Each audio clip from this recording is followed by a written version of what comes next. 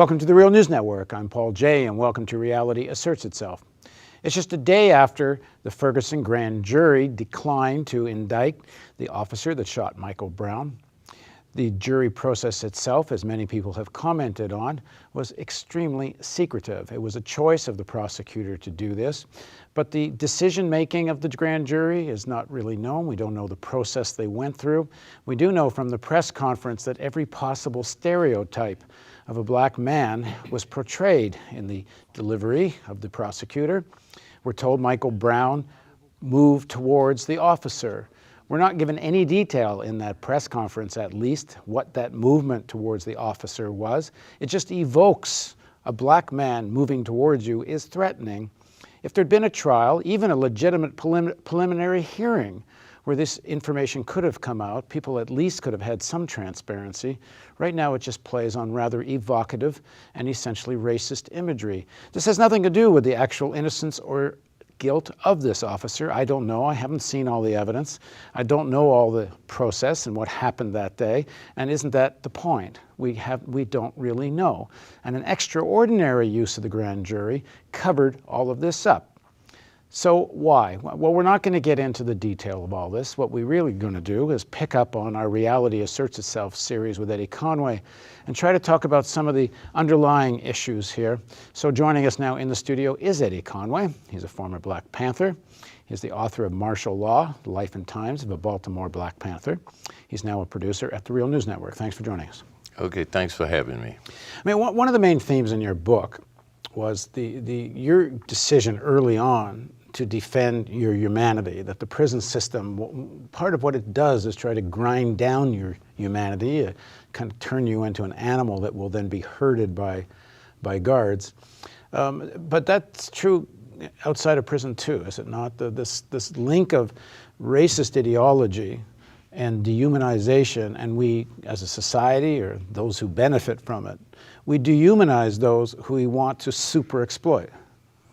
Yes, and just to step back a minute to look at the prison experience, what we found was that in order for the guards to have authority, they have to continue to make efforts to dehumanize every person they see in the population. And toward that end, in the prison system, they took away all of our personal clothes and they put us in uniform.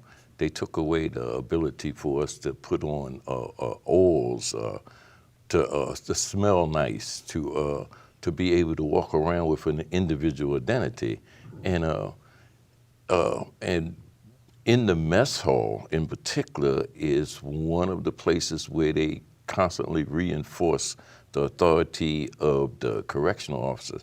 Say a guy is 18 years old, he just finished high school, he gets hired by the state, it's a good job, it's job security, and he comes into the prison system, and the prison system has thousands of guys in there, some 70, some 60, some 50, but a lot of seasoned kind of people, and then he's got to have the authority to say, go over there, do this, do that.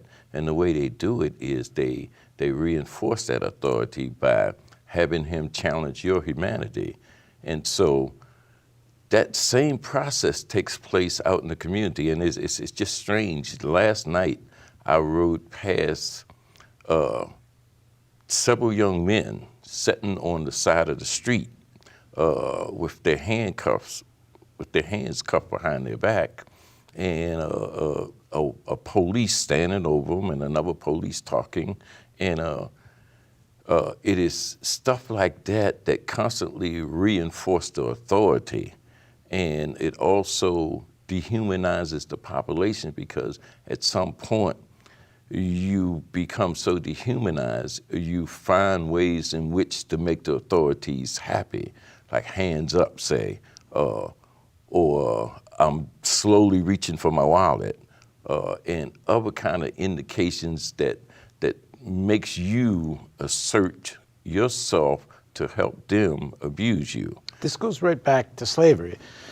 The elimination of individual identity, if I understand it correctly, it was illegal to read, to learn how to read. It was illegal to teach a slave.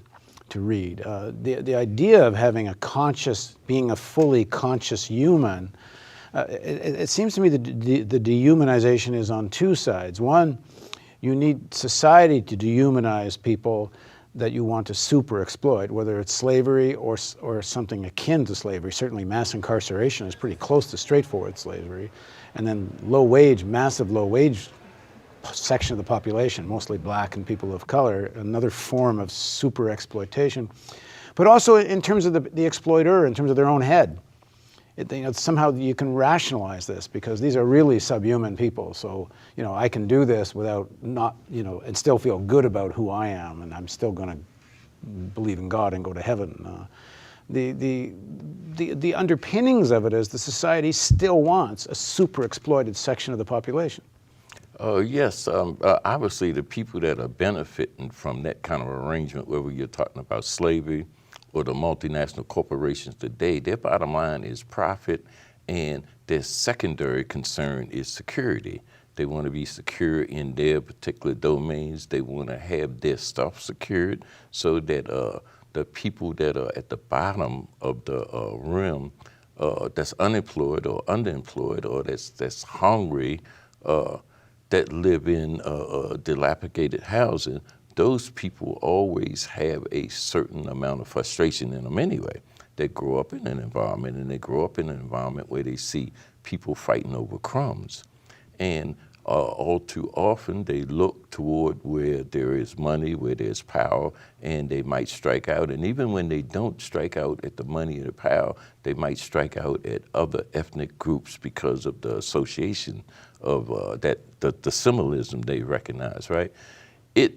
It's then one of the tasks of the guardians of society to find out who in that particular community might represent a threat, who might organize, who might be emboldened and stand up or speak out against somebody. So there's a constant level of across-the-board harassment to see who will respond. And then once that person responds, that person has a resisting arrest or failure to obey an order, that person goes into the prison system, that person is labeled. Then from then on in, that person loses his right to vote, but also that person is identified the next time there's an encounter.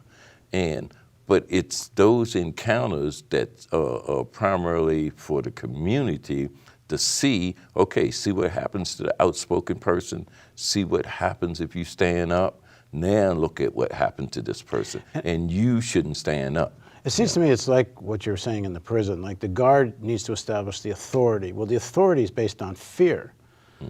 You need to fear, and part of that dehumanization is to abject fear of the authority figure. Well, it seems to me that's what the cops are doing on the beat. Like they're harassing, they're pushing, they're prodding, it's stop and frisk, it's beatings, because you need to accept our authority even if we're not going to charge you, if we're not going to arrest you.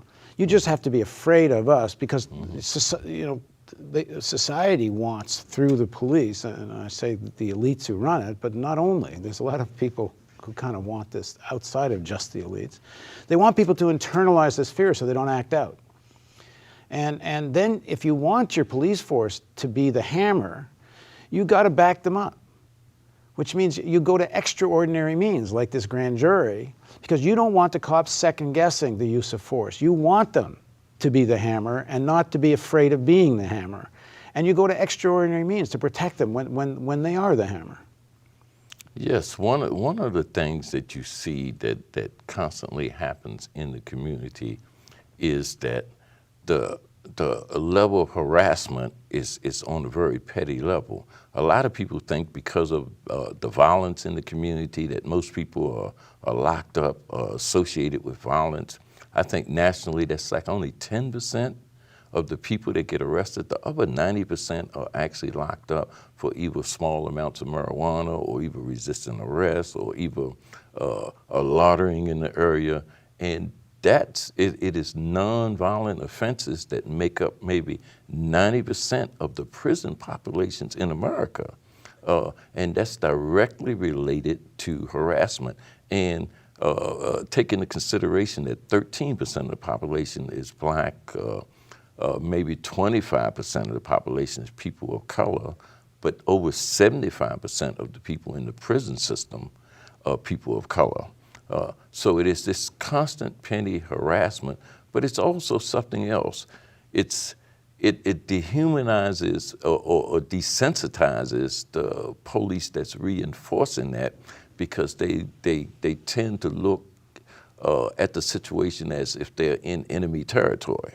And so anything goes in enemy territory. We've seen that in Vietnam. You see that in all similar war type situations. They look at the poor communities, both white and black, as a hostile war zone. And they act accordingly, and they're constantly trying to weed out who might be a potential problem later on, because their mandate is to protect the property and the wealth of the elite. Yeah, I think the economic piece is the piece that never gets talked about in mainstream media. You can hear talk about racism and racist ideology and white supremacy, but it's, and at least in mainstream media, very rarely linked to this system wants a massive pool of unemployed people because they put pressure on wages. But within the pool of unemployed people, you have a segment that are super exploited, either unemployed or willing to take jobs at the lowest end of the pay scale. And those are mostly people of color, whether they're African American or Latino. It's an enormous, I hate to put it this way, but it's like a competitive advantage for the United States. And they use this, and this racism, the police suppression. When people are living in poverty, they act out, as you said. So either you have to transform those conditions, or you put the hammer to put the lid on it. And the racist ideology supports the strategy of put a lid on it. Yes, and one of the things is the American population is only 5% of the world's population, but you have 25% of the people held in prisons and in captivity in the world here in America. And so it's always the arrangement that they have in terms of economics. Not only is the profit motive the bottom line, but the fact is that they need to keep as many unemployed people in a different environment. One of the things that happened as they deindustrialized was there was an expansion and a boom in the prison industrial complex. 10 years before that happened, communities were like, not in my neighborhood. Don't put a prison here. Don't do this, don't do that. But then the factories left, and all of a sudden the communities were saying, well, we'll give you tax incentive. We'll do this. We'll make sure that there's 80% of capacity in the prisons, et cetera. And so all of that kind of like works together to continue the elite's profit making. Because now what they do is, or what they have done, is they have used certain segments of the population to incarcerate, prison, and hold people in captivity, and they use other parts of the population to fill up those prisons and to fill up those cells. At the same time, they'll continue to make enormous profits, but they've created something else, divide and conquer. White people can't work with black people, or the urban youth is in hostile territory when he's in Hagerstown. So then he ends up with a certain mindset. The guards in Hagerstown or Cumberland or other rural areas has a certain mindset because they're constantly in clashes with the population that's black. And so it distracts everybody from what's really going on. Both groups of people are being exploited and are being super exploited, but we can't organize and we can't get together and look at the common cause of our problem because we're right there in each other's face. Which is why the defense of the police by the state apparatus, by the whole media complex, by the elites, they have to defend the police and not allow, for example, civilian review of the police that would have real authority. Hire and fire the chief, hire and fire cops. Simply make force used beyond reasonable force illegal and charge cops and send them to jail. If you start doing that, you start undermining this coercive authority you have that enforces these social conditions. And racism kind of underlies it all. Oh, because the black man's a threat, so we're all going to turn the other way when we know this mass incarceration and such is taking place. Yeah, and another thing that should be pointed out is that sometimes you have black officers, sometimes you have Latino officers. They're just as aggressive and just as committed to suppressing people in the poor communities as the white officers are. And it's a mindset that's created by what I would call white supremacy.